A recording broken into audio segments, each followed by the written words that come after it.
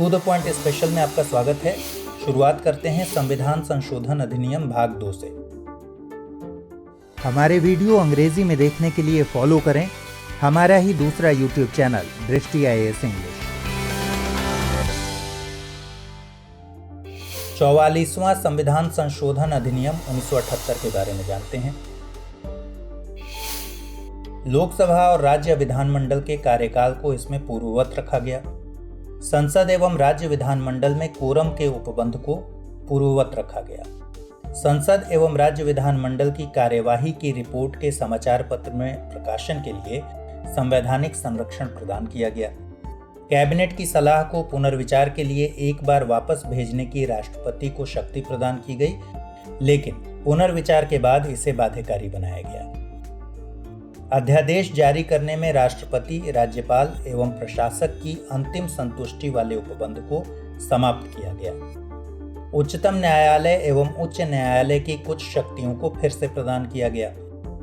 राष्ट्रीय आपात के संदर्भ में आंतरिक अशांति शब्द के स्थान पर सशस्त्र विद्रोह शब्द रखा गया। राष्ट्रपति के लिए यह व्यवस्था बनाई गई कि वह केवल कैबिनेट की लिखित सिफारिश पर ही आपातकाल घोषित कर सकता है।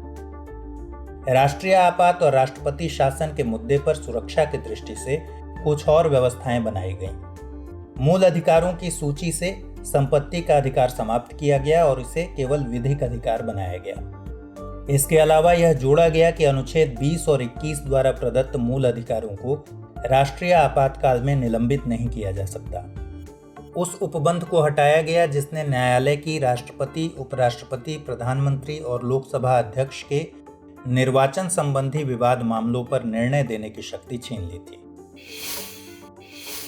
आइए अब 69वां संविधान संशोधन अधिनियम से 91वें संविधान संशोधन अधिनियम को जानते हैं। 69वां संविधान संशोधन अधिनियम 1991 केंद्र शासित राज्य दिल्ली को विशेष दर्जा देते हुए राष्ट्रीय राजधानी क्षेत्र दिल्ली बनाया गया। इस संशोधन में दिल्ली के लिए 70 सदस्य वाली विधानसभा एवं 7 सदस्यीय मंत्रिपरिषद की व्यवस्था भी की गई। 73वां संविधान संशोधन अधिनियम 1992, इसमें पंचायती राज संस्थाओं को संवैधानिक स्थिति एवं सुरक्षा प्रदान की गई। इसके लिए संविधान में नया भाग 9 जोड़ा गया जिसे पंचायत नाम दिया गया। इस संविधान संशोधन द्वारा संविधान में 11वीं अनुसूची जोड़ी गई और इसके तहत पंचायतों के 29 विषयों को जोड़ा गया। 74वां संविधान संशोधन अधिनियम 1992, शहरी स्थानीय निकायों को संवैधानिक स्थिति एवं सुरक्षा प्रदान की गई। इस उद्देश्य के लिए संशोधन में नया भाग 9A जोड़ा गया जिसे नगरपालिका नाम दिया गया। इसी संशोधन द्वारा संविधान में 12वीं अनुसूची जोड़ी गई जिसके अंतर्गत नगरपालिकाओं के 18 विषयों को जोड़ा गया। 80वां संविधान संशोधन अधिनियम 1999, केंद्र एवं राज्यों के बीच राजस्व के बंटवारे की वैकल्पिक व्यवस्था की गई। यह व्यवस्था 10वें वित्त आयोग की सिफारिशों के आधार पर की गई। वित्त आयोग ने सिफारिश में केंद्रीय करों एवं शुल्कों से प्राप्त कुल आय का 29% राज्यों के बीच बांटने की बात कही थी। 86वां संविधान संशोधन अधिनियम 2002, प्रारंभिक शिक्षा को मूल अधिकार बनाया गया। नए अनुच्छेद 21A में घोषणा की गई कि राज्यों को 6 से 14 वर्ष तक के बच्चों के लिए निःशुल्क प्रारंभिक शिक्षा की व्यवस्था करनी चाहिए। निदेशक तत्वों में अनुच्छेद 45 को बदला गया।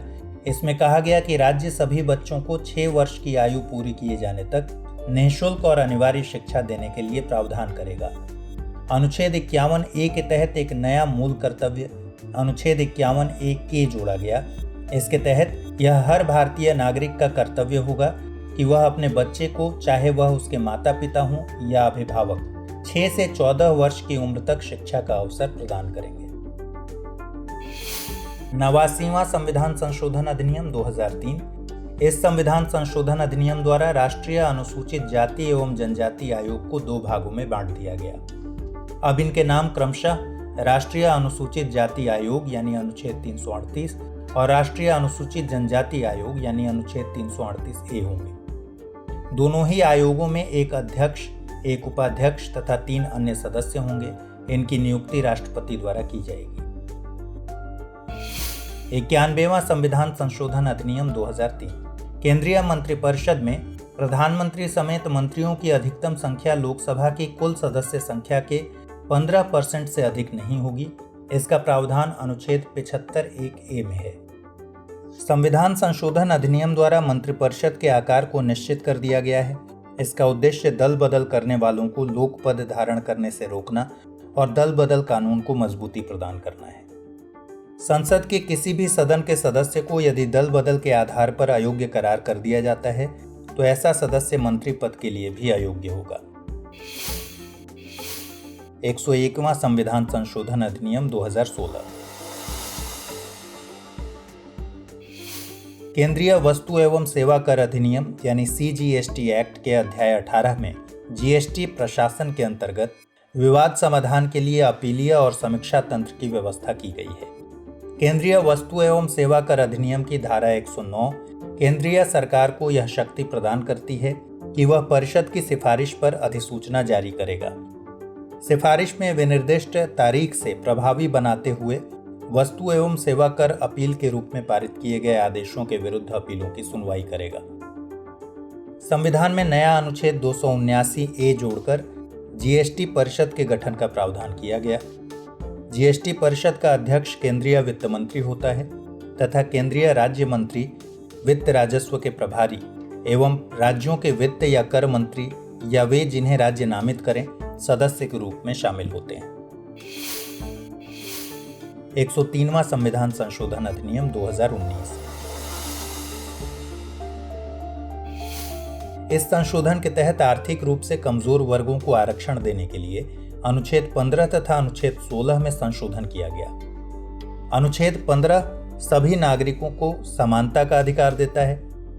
अनुच्छेद 15(1) के अनुसार राज्य किसी नागरिक के विरुद्ध धर्म, मूलवंश, जाति, लिंग, जन्म स्थान या इनमें से किसी के आधार पर कोई अंतर नहीं करेगा। अनुच्छेद 15(4) और 15(5) में सामाजिक तथा शैक्षणिक दृष्टि से पिछड़े वर्गों या अनुसूचित जाति और जनजाति के लिए विशेष उपबंध की व्यवस्था की गई है, लेकिन यहाँ कहीं भी आर्थिक शब्द का इस्तेमाल नहीं किया गया है। इसीलिए आर्थिक रूप से कमजोर वर्गों को आरक्षण देने के लिए सरकार ने इस अनुच्छेद में आर्थिक रूप से कमजोर शब्द जोड़ने के लिए संविधान संशोधन किया।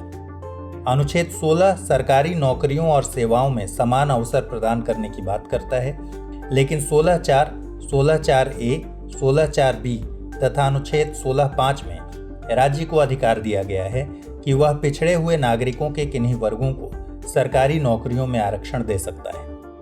यहाँ भी आर्थिक शब्द का जिक्र कहीं नहीं है, इसलिए सरकार ने आर्थिक रूप से कमजोर वर्गों को आरक्षण देने के लिए संविधान के इन दो अनुच्छेदों 15 और 16 में संशोधन किया है।